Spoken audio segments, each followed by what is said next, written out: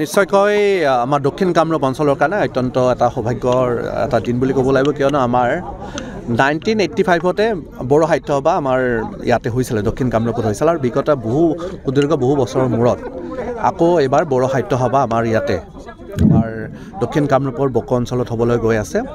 আৰু অহা 21, 22, 23, 19, 20 এই 3 দিন আমাৰ ইয়াতে বড়ো সাহিত্য সভা আমি আয়োজন কৰিম।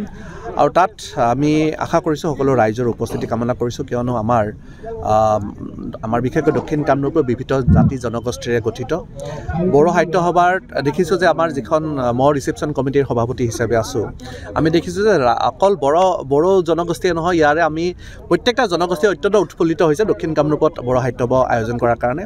মই আশা কৰিছোঁ যে আমাৰ সকলো দক্ষিণ কামৰূপৰ সকলো ৰাইজৰ সহযোগিতাত এখন সাফল্যমণ্ডিত সাহিত্য সভা 63তম সাহিত্য সভা ইয়াতে আমি আয়োজন কৰিব পাৰিম। আৰু আপোনালোকৰ চেনেলৰ জৰিয়তে সকলো ৰাইজৰ সহায় সহযোগিতা কামনা কৰিছোঁ। ধন্যবাদ।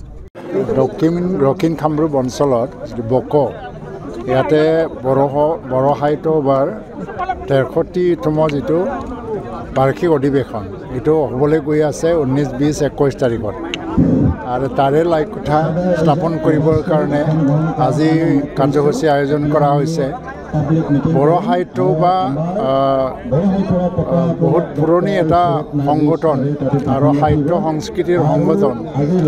আৰু আজিৰ দিনত যদি এটা অসম সাহিত্য সভাৰ পিছতে বৃহৎ এটা অনুষ্ঠান যদি আছে বড়ো সাহিত্য সভা, ই অকল বড়োসকলৰে সংগঠন হৈ থকা নাই, অসমত বসবাস কৰা বিভিন্ন জনগোষ্ঠীৰ ভাষা সংস্কৃতিৰ উন্নয়নৰ ক্ষেত্ৰতো বড়ো সাহিত্য সভা কাম কৰিবলৈ আৰম্ভ কৰিছে।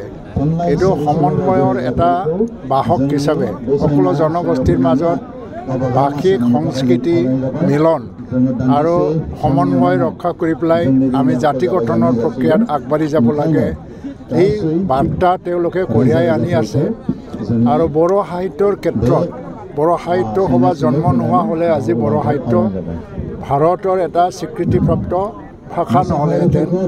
সেইকাৰণে আজি বকো অঞ্চলত যিটো বড়ো সাহিত্য সভাৰ বাৰ্ষিক অনুষ্ঠান বা অধিৱেশন হ'বলৈ গৈ আছে, ইয়াত সকলো জনগোষ্ঠীৰ ৰাইজ ইয়াত সহযোগিতা আগবঢ়াব। আমাৰ স্থানীয় বিধায়ক হেমাংগ ঠাকুৰীয়া, তেওঁ এই অঞ্চলৰে বিধায়ক, তেখেতে সভাপতি হৈ পেলাই ৰিচেপশ্যন কমিটিৰ সভাপতি হৈ এইটো সফল কৰিবৰ কাৰণে তেওঁ লাগি আছে।